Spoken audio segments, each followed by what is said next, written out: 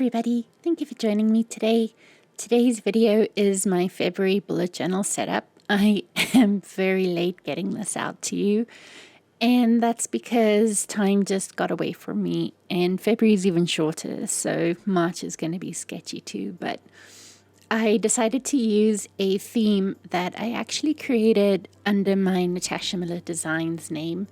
I did this floral butterfly crescent moon theme, and I really wanted to do it for February in my notebook, so that's what you see me recreating here.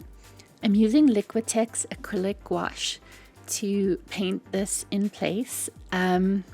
I didn't have very many colors, so this was definitely a masterclass in mixing paints for me. It was fun, it was frustrating, but it got done. And I actually really liked how it turned out, and I feel like I matched the colors pretty closely to what I wanted.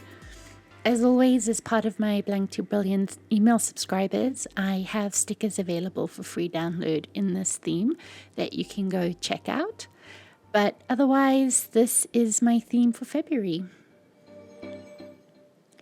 The gouache took me a little bit longer to paint with because dry time, but I wasn't painting too thick, so dry time wasn't too bad.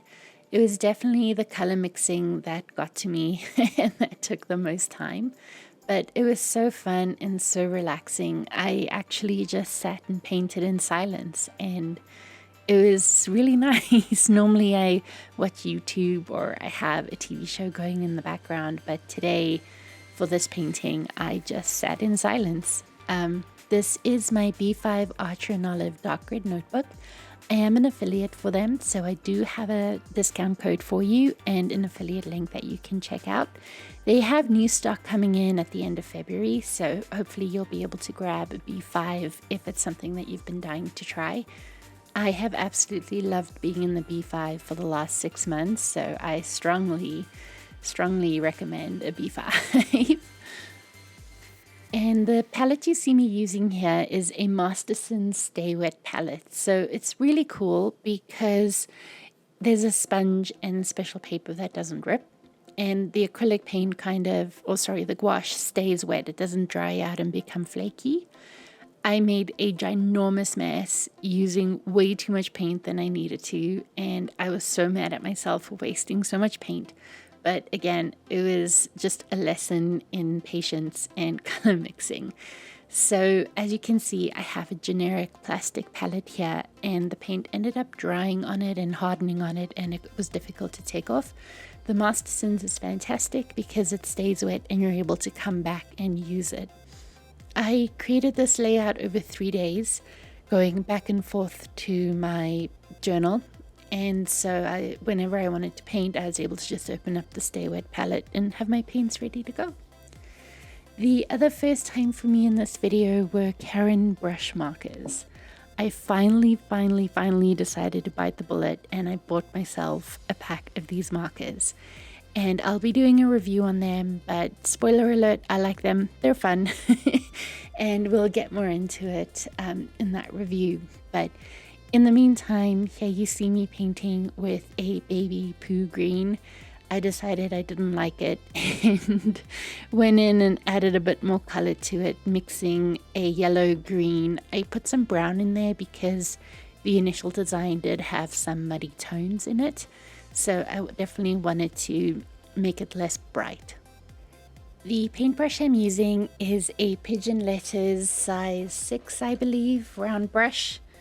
I have a set of 3 of her paintbrushes, but I couldn't find the other brushes anyway. So you see me using some generic smaller brushes.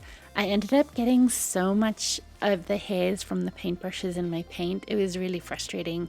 But with the Pigeon Letters paintbrush, I didn't have that. So I think the next thing I'm going to buy for myself is a nice set of paintbrushes because I had a lot of fun recreating this. As you can see, I started putting in shadows. I started relying on just the paint to create those natural shadows. Here I'm creating a darker pink so that, again, I'm able to put in shadows. And I took a slightly wet smaller brush and just blended the hard edges from the shadows in, and that made it look a bit more natural.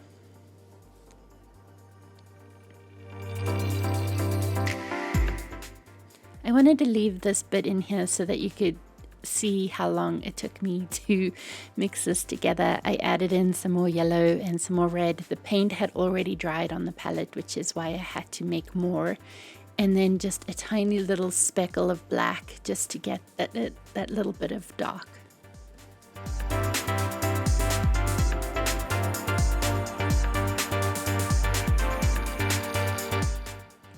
As always, I actually like the black lines around my work, so I went in and added that, especially around my lettering, and you see me do that later on as well when I do my headings.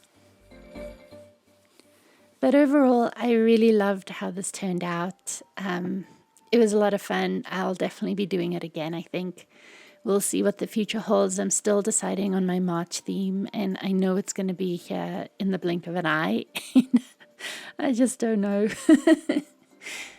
I'm adding my borders because I love it, and my quote this month is, "The real difficulty is to overcome how you think about yourself." And that is a quote by Maya Angelou, and that is part of my salute to Black History Month.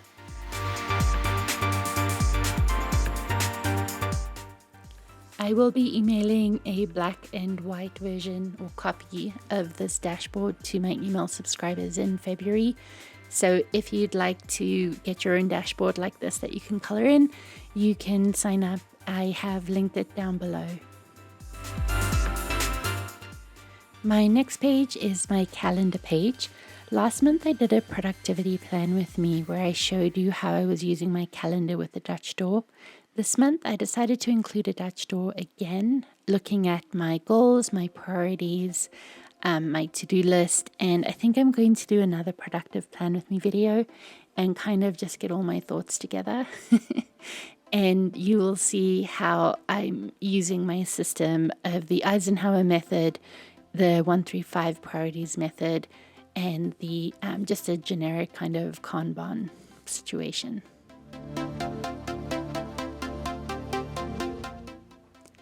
I created tabs to make it easy to flip back and forth.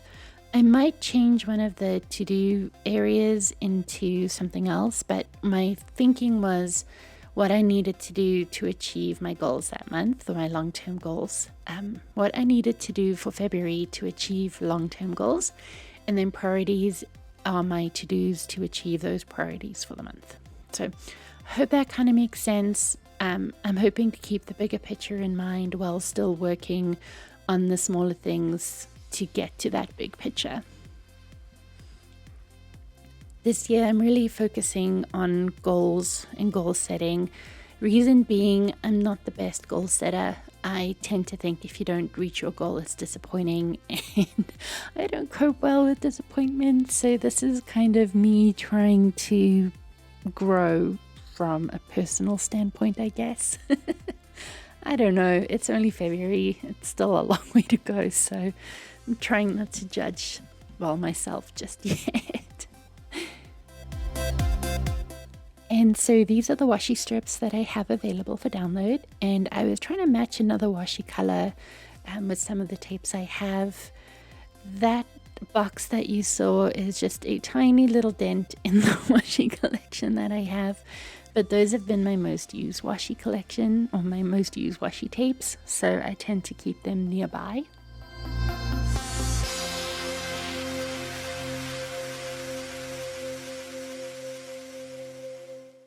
And then I'm just using a white jelly roll to write in the titles on my tabs.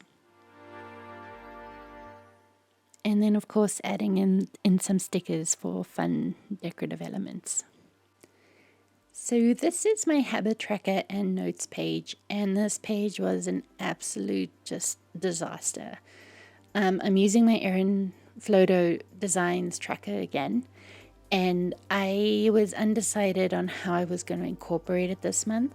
So I decided to get the paint down on the page and then do my habit tracker, which didn't work out for me, and I wanted to leave as much of the footage in as possible so that you could see how I kind of got around the disappointment and how I started fixing what I wanted to, how I wanted my vision to come across.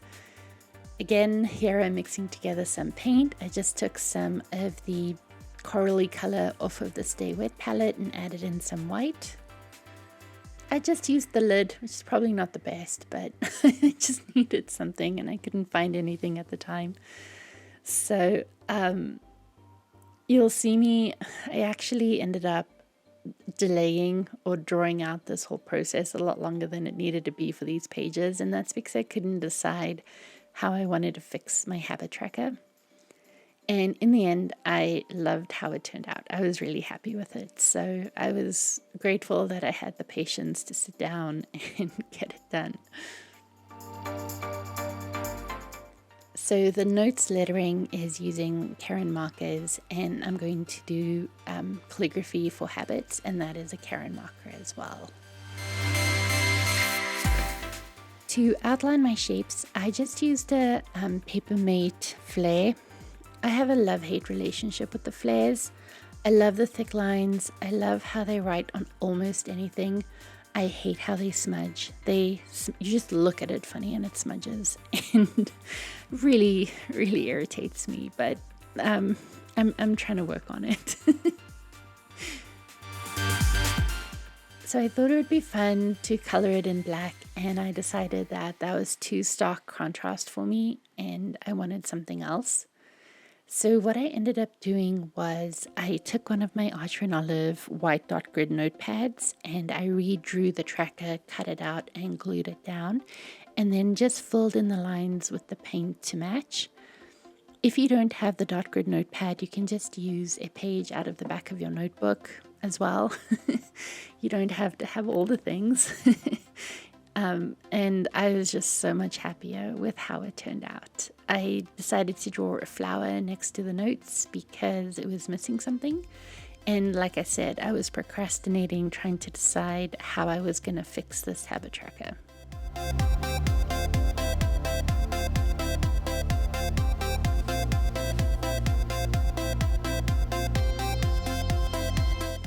Here you see me adding in the same elements that I included in the February calendar page, just for continuity and because I liked it.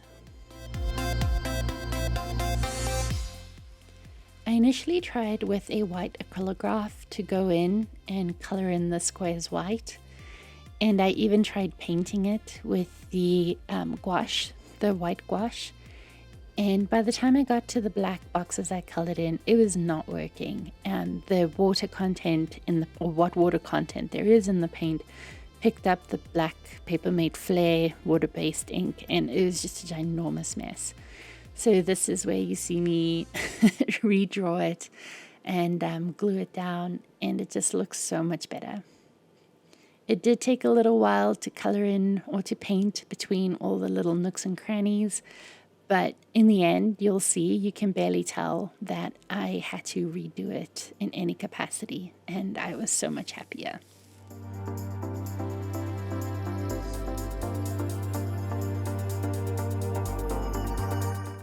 I did go in and just kind of clean up where I painted over the lines a little bit, and I just, like I said, I'm so much happier with how it turned out.